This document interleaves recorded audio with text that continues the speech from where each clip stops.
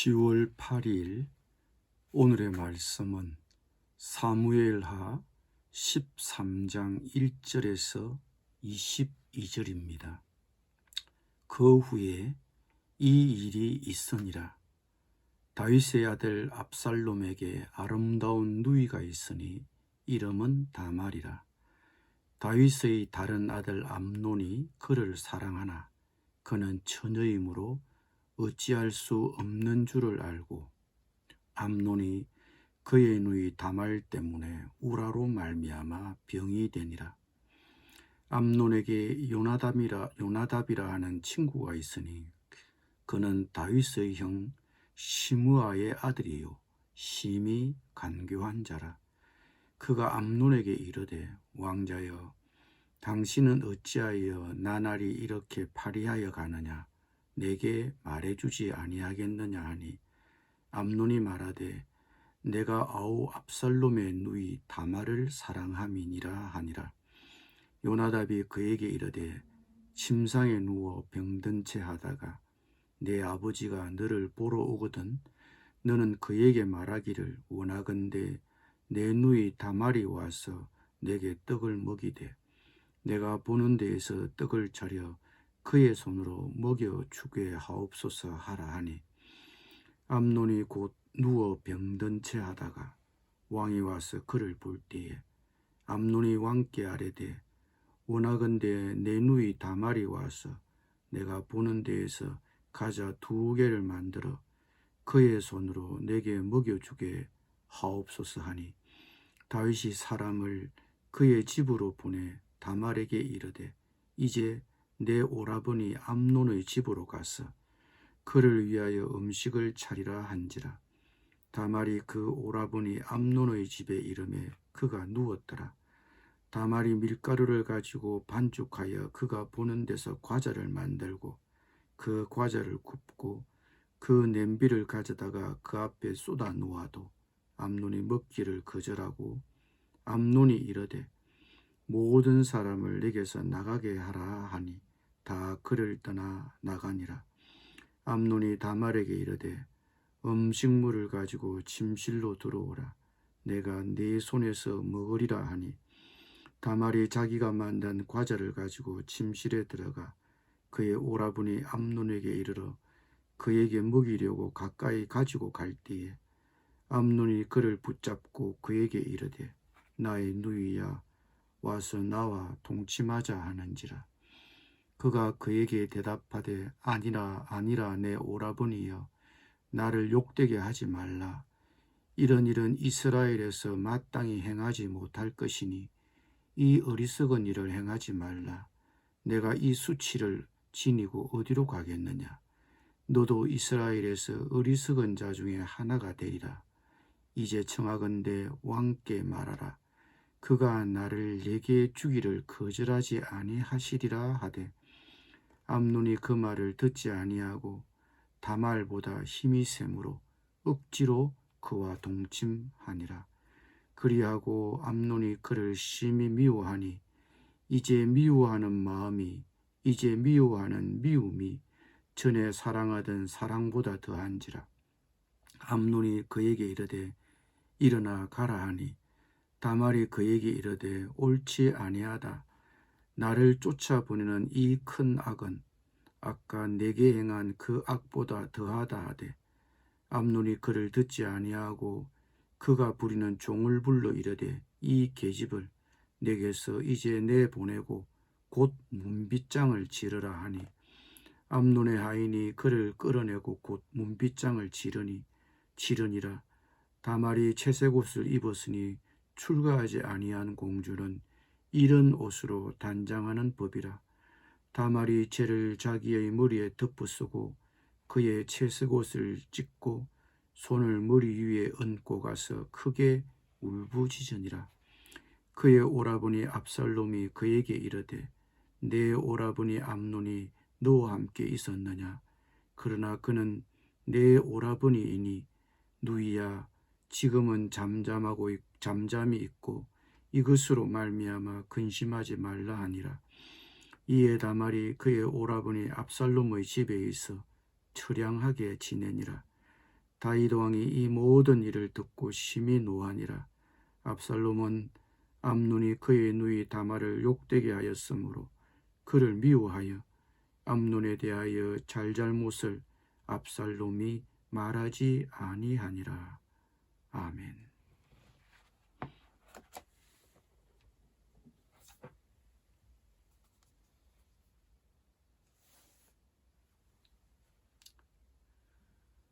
오늘 우리가 함께 읽은 다윗 왕실에 일어난 근친상간은 나단을 통해 다윗에게 예언한 심판의 시작입니다. 다윗의 딸 다말이 성폭행을 당했는데 그의 장남이 범인이었습니다. 앞에서 살펴본 것처럼 다윗은 여러 첩을 두었습니다. 그래서 그 첩들 사이에서 난 자식들이 많았습니다. 그 중에서 오늘 이야기에 나오는 맏아들 암논과 누이 다말은 배다른 남매간이었습니다. 그런데 맏아들 암논이 이복누이 다말을 좋아했습니다. 누이고 처녀였기에 함부로 가까이 할 수 없었고 급기야 그는 상사병에 걸렸습니다. 이때 암논의 친구 요나답이 그에게 접근해 왔습니다. 그리고 누이를 자기 방으로 끌어들일 수 있는 묘책을 알려주었습니다. 이 묘책은 교묘했습니다. 우선 아버지였던 다윗 왕을 끌어들였습니다. 다윗이 그 계획에서 어떤 역할을 한다면 의심을 받지 않을 수 있기 때문입니다. 특히 아버지 다윗도 의심하지 않을 것입니다. 그는 큰 병이나 난 것처럼 가장하여 아버지 다윗 왕의 관심을 끌었습니다.